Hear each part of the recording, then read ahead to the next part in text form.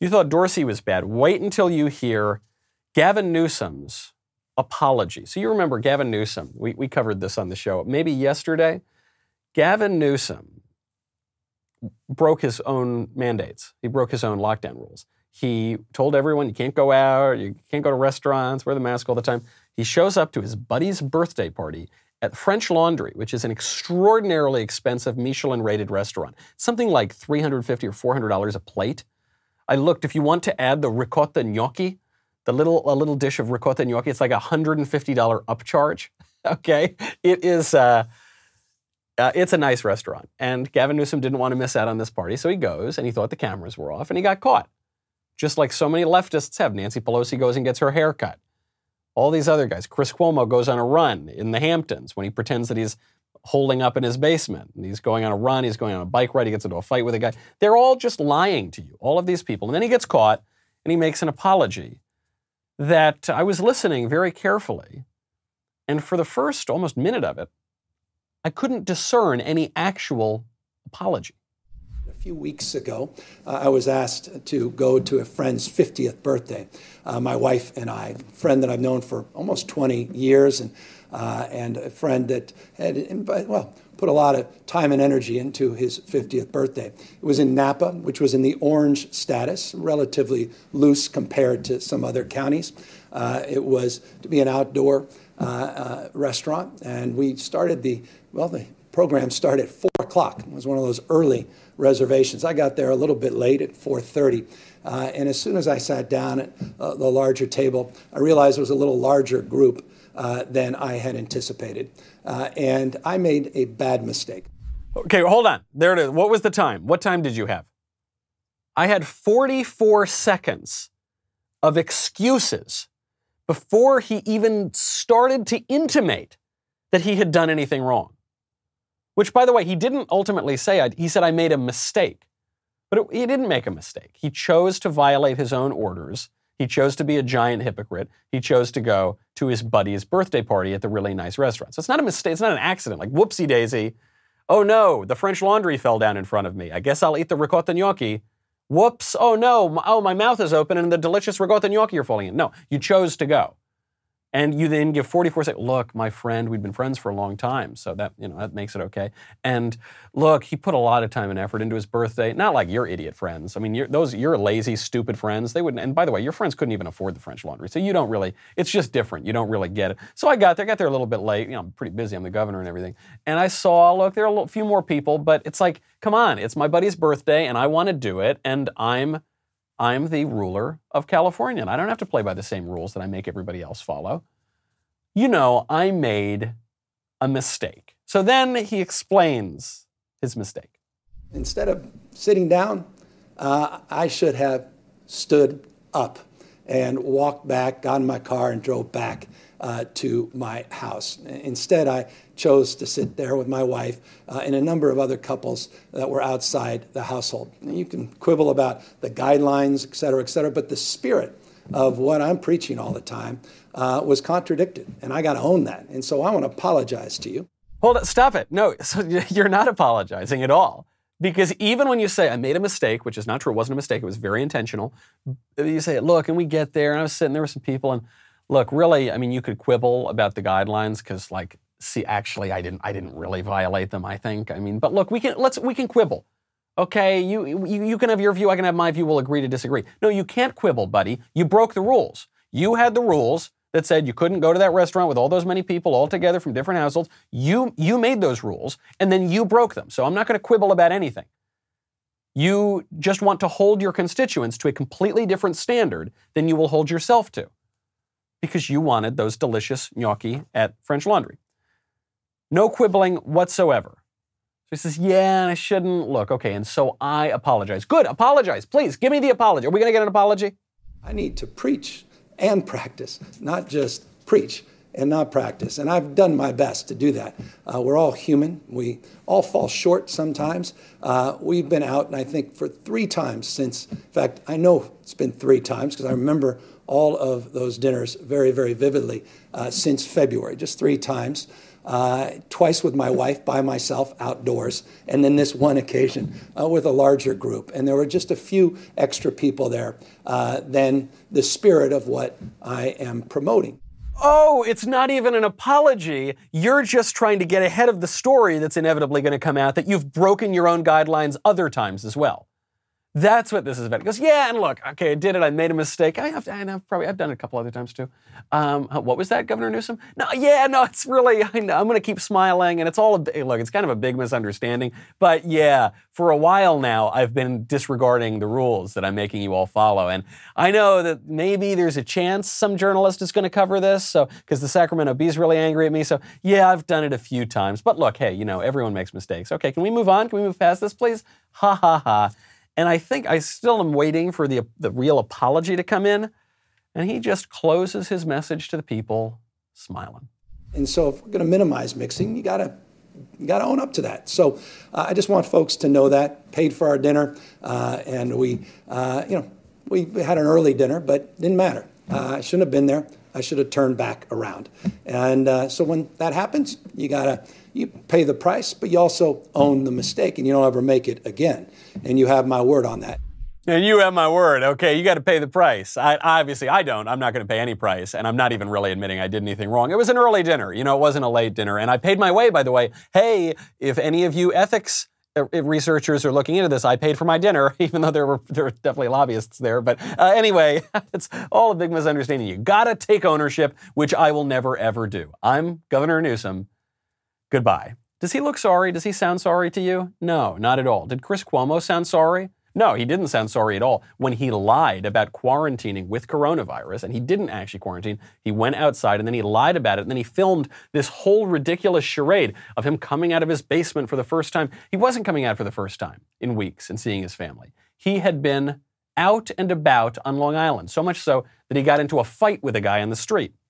Nancy Pelosi. Did Nancy Pelosi apologize when she got caught going to that hairdresser without a mask in violation of the lockdown orders? No. She actually blamed the hairdresser. Do you remember that? He said, oh, this was a setup. I shouldn't have gone. I can't believe she did that to me. No, lady, you broke your own rules. What do you mean her fault? Own up to your mistake. Dr. Fauci, same thing. Even Dr. Fauci, a little less so. It was a little less publicized. How many times did that guy get caught without a mask on? After he told all of us that we have to have our masks on. After he told all of us that none of us can have our masks on. None of these guys pay a price for any of it. Why? Because conservatives are not ruling the country. Even when it's Trump, even when the Republicans have both houses of Congress and the presidency, conservatives are not ruling this country. Ever. The left rules this country.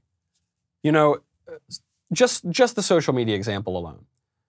I don't even want to talk too much about this social media issue because I feel nothing comes of these hearings. But during this hearing, the left, Democrats, Mazie Hirono in particular, Democratic senator from Hawaii, had the audacity to say, social media, they're not biased against conservatives. Actually, in many ways, they're biased in favor of conservatives.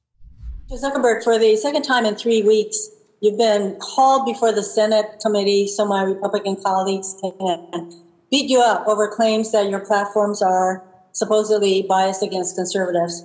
The fact of the matter is that these allegations are completely baseless. Everyone who has systematically looked at the content of social media, from Media Matters to the Cato Institute to former Republican Senator John Kyle, has found absolutely no evidence of anti-conservative bias. No evidence whatsoever of anti-conservative bias. And what's my source? Media Matters, a far-left radical activist organization that is watching my show right now. There's a guy, I have great affection for this guy. He's like the #1 fan of the show. He watches my show every single day, my friend Jason Campbell. And then whenever he can get like a good clip and try to sort of make it seem like I said something wrong, he will break it out, they'll do it, and they'll try to get conservatives fired. That's what the organization exists to do. It is a radical left organization. And Mazie Hirono is citing this organization as though they're unbiased fact checkers. And that's what they all do.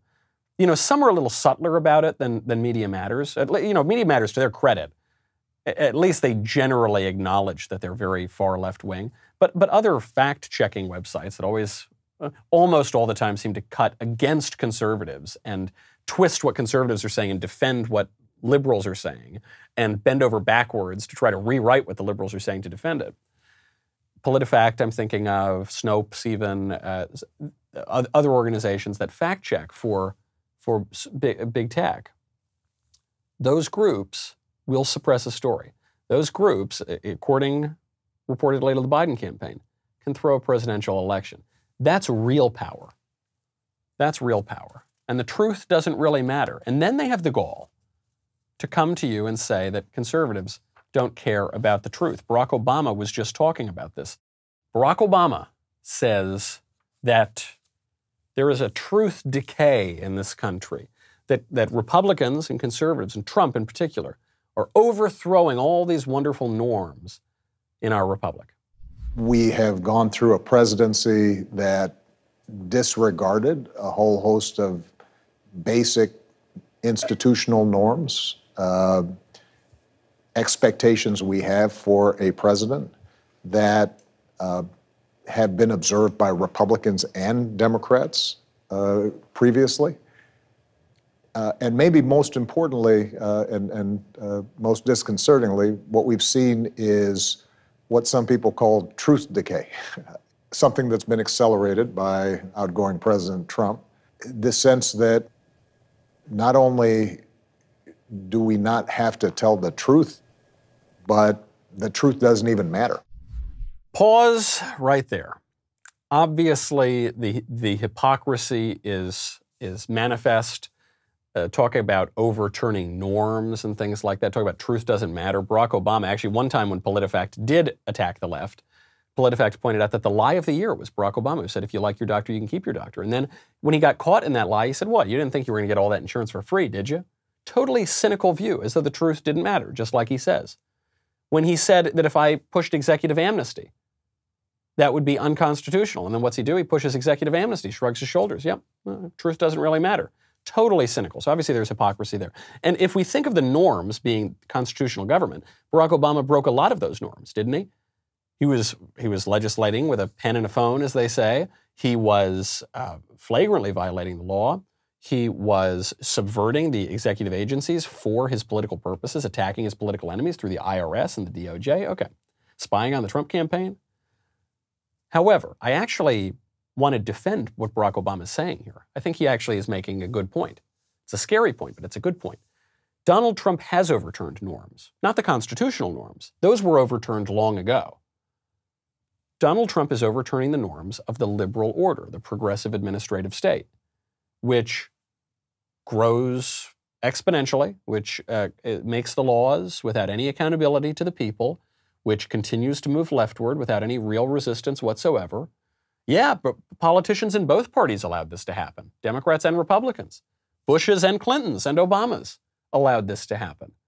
Sure, you can tinker around the edges of policy, but you better keep expanding globalized trade, and you better keep outsourcing jobs, and you better keep the borders open, and you better keep flooding the country with mass migration, and you better keep lowering wages, and you better keep moving to the left, and you better not put up any real resistance against the flood of social radicalism that has redefined the fundamental political institutions in the country. Better not do any of that. And if you are going to even intimate that you'll do that, you better roll over and lose, like a good Republican, like Mitt Romney. You better not answer the media, like George W. Bush. Yeah, that's true. There was this norm. There was this consensus. And it was a rotten norm, and it was a rotten consensus, and it was terrible for the country. And Trump, whatever flaws you think he has, cracked that a little bit. It's very good to break up those norms. If you've got constitutional norms and then progressive norms, and those are at odds, it's good to break up the progressive norms. That's some truth. But for Barack Obama, he talks about the truth decay. Barack Obama is one of the most cynical presidents in American history, one of the least concerned about the truth in American history. But for him, when he's even talking about the truth, what is he talking about? He's talking about a progressive view of history, where we're hurtling toward utopia, where you're on the right side of history. That's his view of the truth, not objective truth, the way that you and I would talk about it, but ideological truth, truth within the system, political correctness, which is, it sounds similar to truth, but it's not. It's actually opposed to truth. Absolutely, we need to break that. According to those liberal norms, conservatives lose everything in culture and politics. If you enjoyed that video, and I would hope that you did, please be sure to hit the subscribe button so that all of the befuddled radicals wading through the wasteland of YouTube knows where they can get the truth. Thanks.